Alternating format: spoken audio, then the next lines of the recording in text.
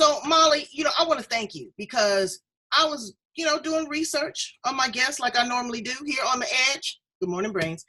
And I saw how athletic you are. I saw you carrying this big pile of something covered in dirt. And I was like, look at this woman. She's not going to outdo me. So I did a 3-mile walk this morning. Came back to a luxurious bath because, see, I'm one for a bubble bath.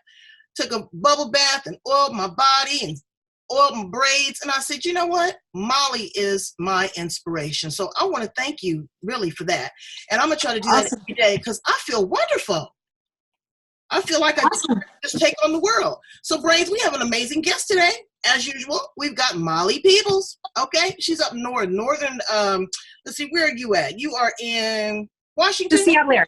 Seattle. Yeah, Washington. Mm-hmm. Where they got the big trees. Okay, that's on my list. Hug one of those trees. I tell everybody about that. Molly is great. She's up in the Seattle area, and she shifts the conscious. She wants to shift the consciousness of humanity. Now, is that a tall order or what? She is a master at reinvention. And that's what we're talking about, reinventing ourselves. I don't want to be turned into a frog, but I want to be turned into a better person. And I know that she has the skill set to do that. She's got a 7-day life jumpstart. How are we going to get engaged? So, and she's also the author. Let me show you her book. She is a contributor to this wonderful piece of literature right here, Women Who Illuminate. Now, go in, Brains, and hit like, love, or wow, and be entered to win that and one of our signature coffee mugs here on the Edge. So we want to welcome our guest to the Edge, Molly Peebles. Hello, precious. How are you? Hey, April. I'm doing great. Thank you so much for having me. I'm super excited to be here. Well, I'm super excited to have you because I love a good conversation. And I'm always looking for ways to better myself, to better my brains, to elevate them, give them the information that they need. So let's start with the information of you. Tell us where it all began for you, Molly. Gosh, well, it's a long story. Your eyes got this big. For today. That's right. A snapshot. Well, gosh. I've got to say that it kind of started when I was in high school. I just had this feeling that I had a message to deliver to the masses. I didn't know what it was, and I didn't know who my audience was, but I felt like that is what I was meant to do. And I ended up thinking that I was going to go into the ministry, and I ended up going to college and to seminary, both getting theology degrees, thinking that was the path. That's where I'm going to have my message and my congregation. And got to seminary and saw kind of the politics. The church is an institution. And anyway, just kind of decided that that is not the route that I was going to go. But I still had this really deep sense that I'm meant to speak and I'm meant to share a message of hope and revitalization and just something, a message that was uplifting. And anyway, I have kind of spent my life kind of taking these twists and turns, figuring out, well, what is that message, kind of waiting for the time to be right. So in the meantime, I've spent my life having adventures and really with the effort of personal growth. So that is my underlying reason for everything, is how can this situation, how can this thing that I'm doing elevate me and grow me and expand me? What can I learn from this? Right. So while I was waiting to find my my congregation and feel out what the message was, I ended up getting married and had 3 kids, and then ended up divorcing after my third child turned 1. That my marriage ended, and one day I was having a really down day, and I was driving down the freeway, and I heard this little voice in the back of my head say, "Molly, you would feel so much better if you could just have a flight in a small plane." So I ended up finding an airfield, and I took a flight. Long story short, I decided I needed to learn how to fly a plane. Wow. So I did. But in the process of that, of learning to fly, of doing something that I never imagined myself doing, the process of awakening to a greater possibility of my capability, my self-esteem grew. It was like every time I hopped in that plane, I was confronting fear, right? Okay, Molly, am I going to do this or not? Am I going to let fear send me home? Or am I going to decide to feel the fear and do it anyway and step into that plane and trust myself, trust the skills that I've been building, and go and take this plane up and do what I needed to do, practice those maneuvers, and then land the plane. And so that is kind of the philosophy of my whole life, has been, let's try something new and see how I can learn and grow from that. Well, Just it the starts with thrill. taking flight. It really I'm does. sorry? It starts with taking flight and being Exactly. I was talking to someone earlier today. You got to feel the fear and do it anyway. And so, Yes. you were going to go through the church, and the church is mighty, but it's some trickery there too. I'll say it. You have to have that personal one-on-one connection with your source energy. That's imano. You can have people that intercede, but you decided that wasn't for you, and you decided to take all of this in coaching. Now, what was your career before you did this, before you started to coach? What did you do? Did you do like corporate? Right before, so I was a massage therapist, Okay. focusing on pregnancy and postnatal. Okay. And again, it was actually what I loved about doing massage. One, fabulous clients, but I was a massage therapist really through the years that my kids were going through their adolescence. And so I would come to work and I would get to listen to meditative music and be with people who appreciated me and said thank you. Right. And then I would, kind of get fueled up to then go home and be single parent to my 3 teenagers. Now they're boys, So that was, right? I have 1 son and 2 girls. Oh, okay. Yeah. And are they all about the same age? What's their age range? It's a 5-year spread. So right now my son is 25, my youngest is 20, and my middle child is 23. Okay, and so you look at yourself in the mirror one day and you say, I'm not fulfilling my dream. I'm not doing all the things that I could be doing because, again, I'm a single parent of 3. I'm working, I'm channeling energy for individuals, and that's a lot of work. I want to ask you one thing. How did you clear your channel? What did you do to cleanse yourself so that you could go home and reignite and re-engage with them 3 kids? Well, I think during that time, and we actually had some pretty significant struggles through my kids' adolescence. And I think, during those years, I think being in the massage room and just having that time to just ground and be present to my clients was a way to kind of clear and kind of refill the vessel. So I really, that was kind of my meditative practice because that's what I did all day. I was in meditation all day. Today you were working with, prenatal and postnatal, so you're also channeling new life. That's a lot of responsibility, Yeah, holding space for that. Yeah. Right. So you got this big $25 title. I like to call people out on it. So you want to shift the consciousness of humanity. Give us a snapshot. What does that look like? Taste like? Feel like? Yeah. So, when we look at the headlines of, CNN, we've got some issues around the globe. And my take on it is that one of the fastest ways for us to shift what's going on in our world is to raise our own vibration.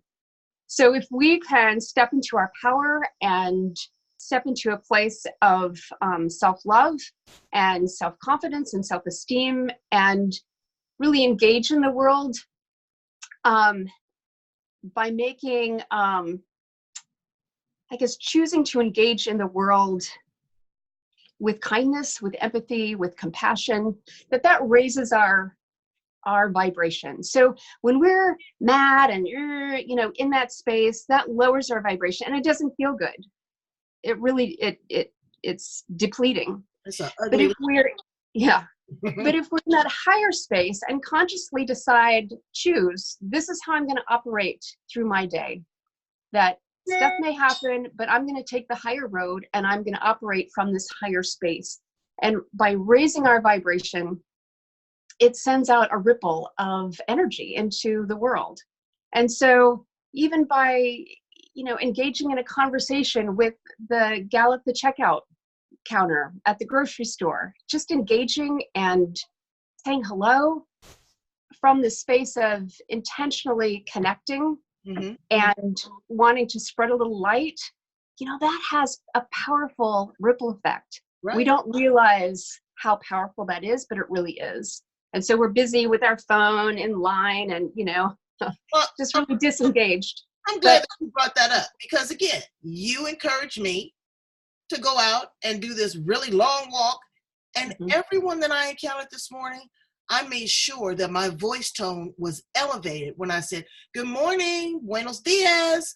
I wanted them to hear me. I didn't want to be ignored. I wanted to engage with them. I wanted to let them know that there are good people in the world, and I wish you a good day.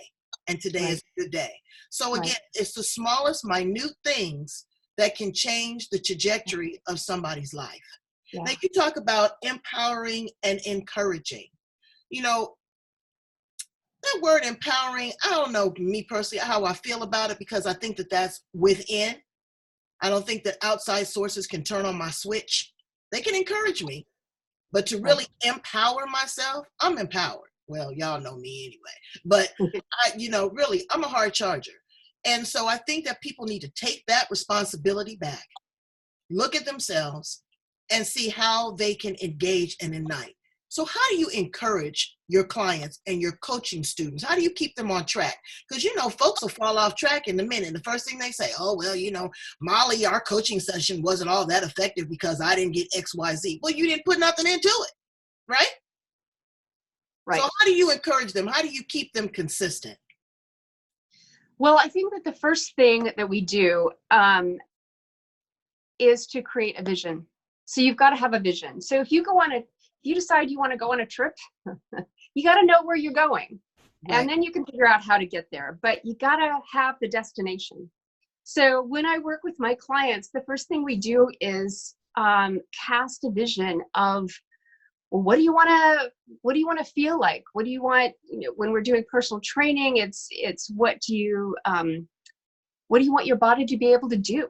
I want to be able to play with my grandkids. I want to be able to go on that hike with my son. I want to do that bucket list thing and go to the base camp at Mount Everest. Whatever that vision is, if we have a vision that is big enough and really captivates our imagination and stirs our deepest desires, then that is the thing that is going to get us to get up at 6 a.m. to go on that 3-mile walk in the morning, even though it's raining.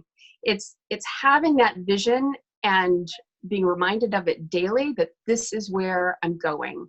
And to get there, I've got to do these things to get ready. But it's really holding that vision, and then day by day, as we make progress toward that vision, then it's celebrating that. And it's saying, wow, okay, I did that 3-mile walk today. Woohoo! Yay me. Yeah, high five. And celebrating that and really feeling exactly what you described, feeling excited and empowered and what was your word? Just vibrant and exhilarating. Exhilarating. I'm feeling good. That Epsom salt didn't hurt. but it really feels good. And again, that encouragement and staying on track and being consistent. Yeah. Again, I'm on this way. I'm on a live it. I'm not on the diet.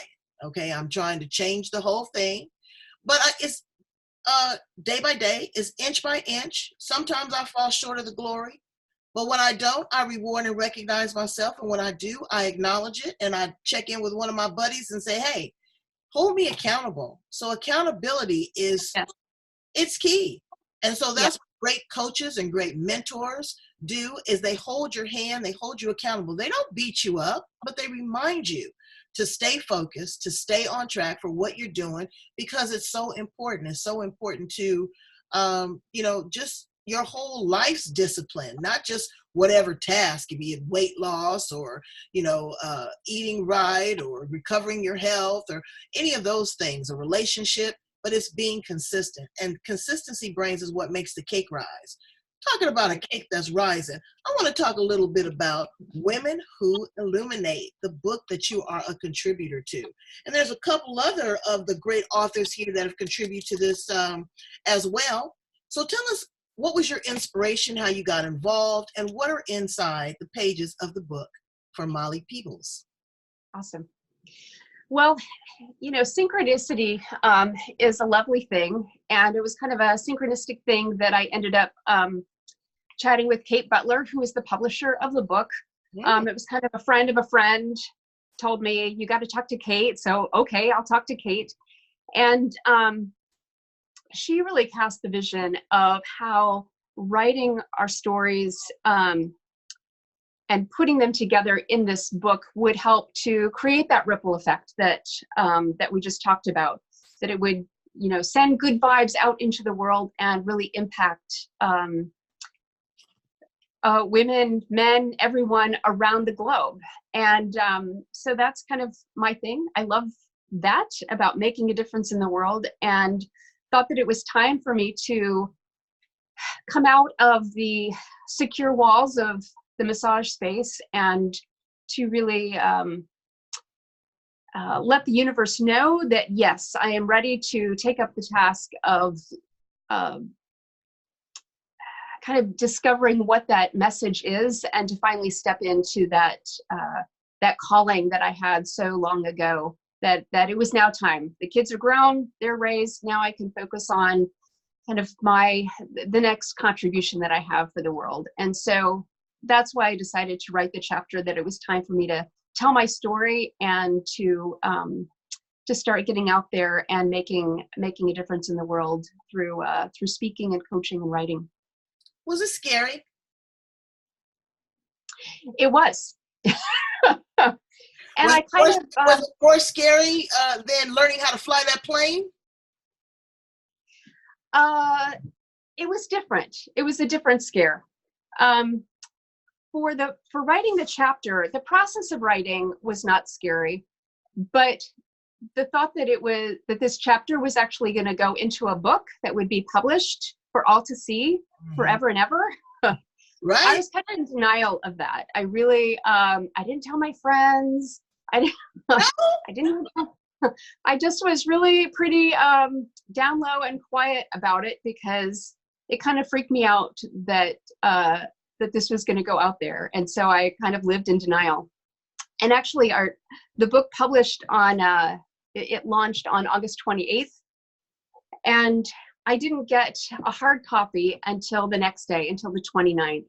So really, it wasn't until the day after launch that I held the book in my hands and saw that my picture was in the very middle on the back. It's like, oh, I really did a thing. It really happened. Wow. And so that's when it's like, okay, well, I put down the gauntlet for myself. And so now I really need to step into this. So here I am on a podcast. So now we have to hold you accountable, because you're in that space.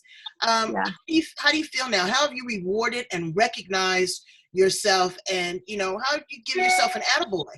That's important too. I tell brains all the time, I don't wait for other people to pat me on the back. I can do it as long as I can still get it. So How did you pat yourself on the back? How did you reward yourself? Well, I spend a lot of time talking to myself. Engaging conversations. I do too. I love to talk to myself. I call it the board of directors in my brain. Exactly, exactly, exactly. So, part of my morning ritual is, as I'm getting ready, is to, it's kind of me coaching myself. And I look in the mirror and I say, "Oh my gosh, Molly, wow, that was so amazing that you did that." Um, and I tell myself, "Gosh, I'm proud of you. Good job." For going out there, for feeling the fear and doing it anyway. And I think that cultivating really positive self-talk is really important because our culture lacks that. We do so much flogging of ourselves, and it's time to stop, because that also sends a ripple into um, the human fabric.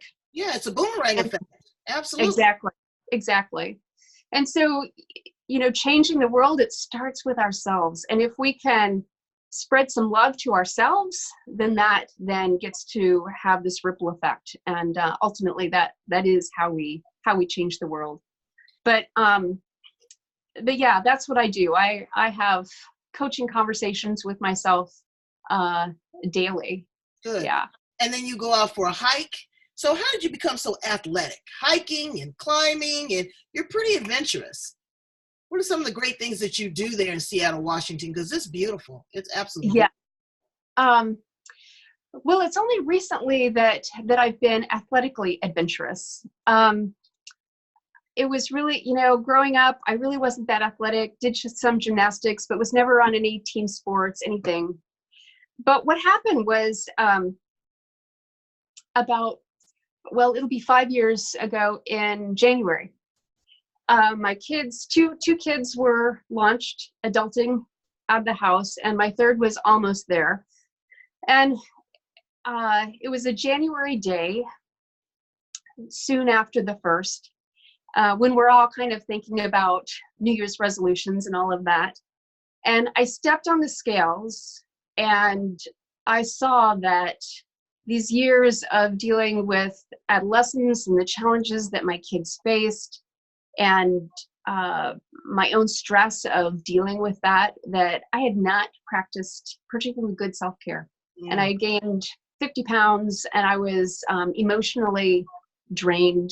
Wow. Yeah. And was really kind of a hot mess there.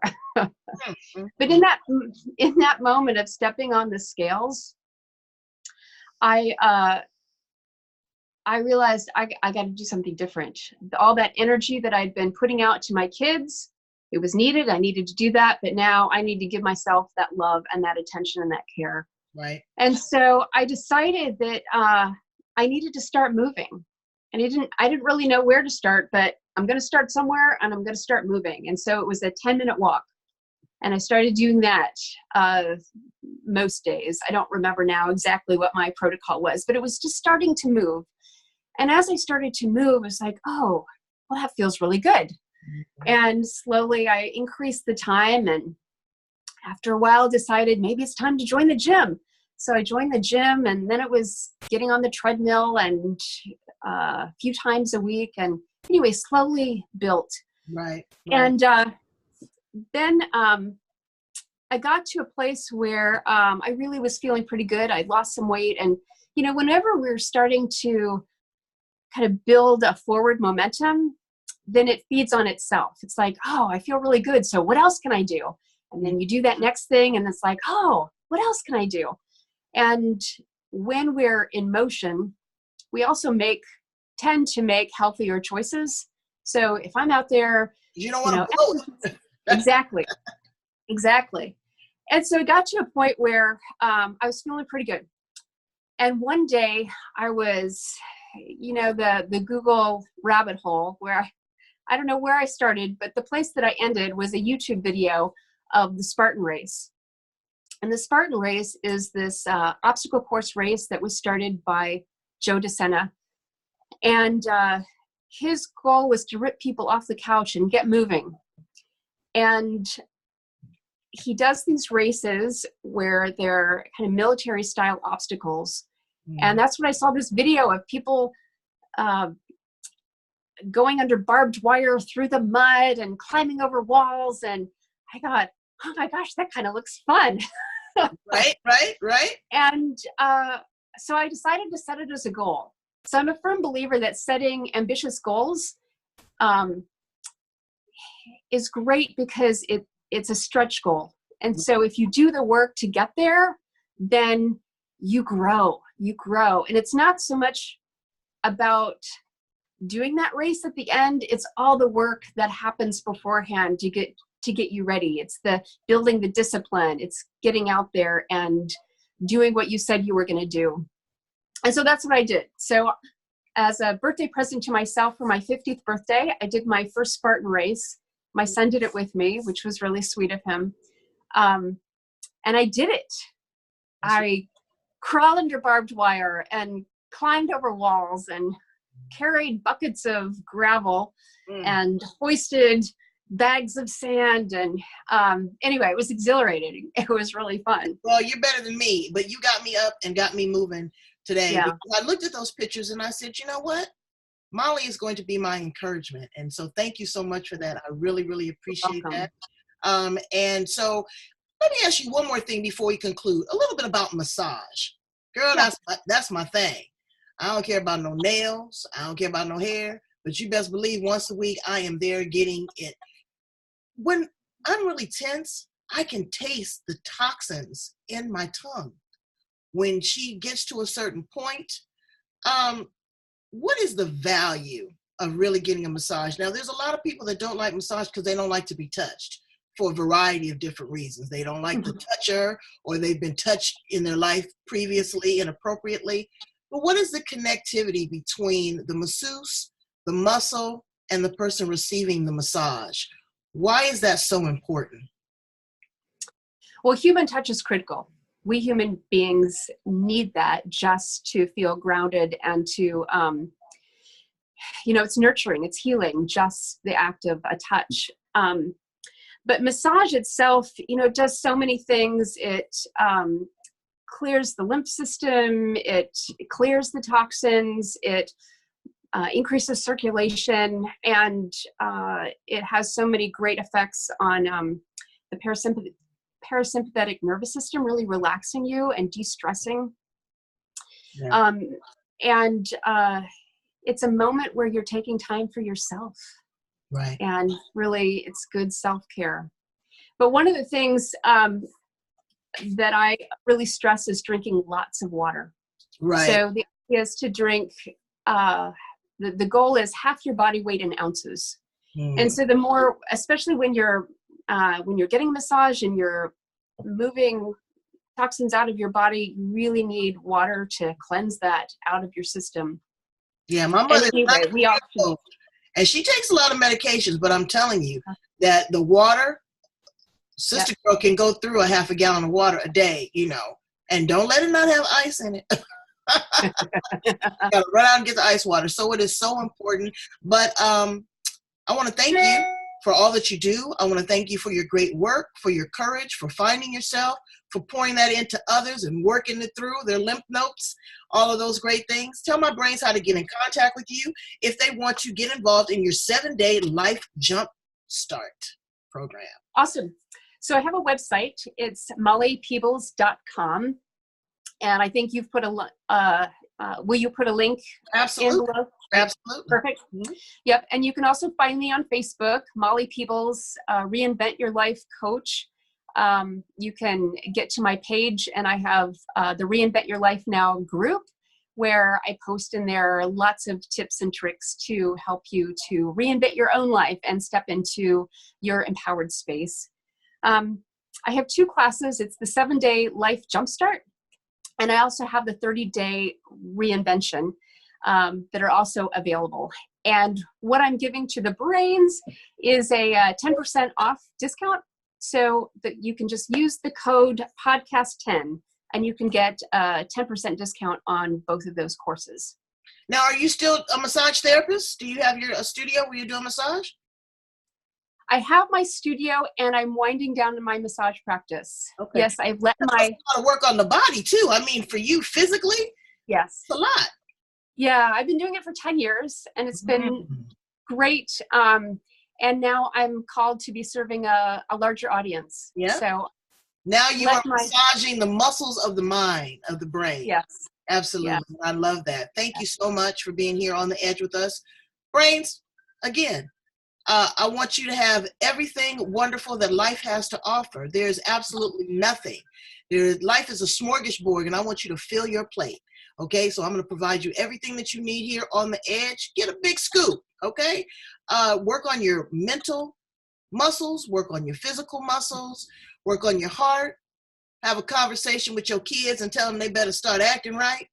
Because it's hard for everybody. But you know what? Here on the edge, we're going to try to make it a little easier for you, a little lighter, with a lot of love and some great conversations. Go back, listen to other edgy conversations. We are building those YouTube channels. We're building all of our platforms. Don't just click and listen. Subscribe. Come on, be a part of it. I want you to be a part of it. Thank you so much, Molly Peebles. Come back and visit us on the edge anytime, okay? And share with the book. Again, Brains, don't forget, enter to win your copy of the book, Women Who Illuminate, and a signature coffee mug. I'm here for you. I love you. Bye, Molly. Bye, April. Thank you so much.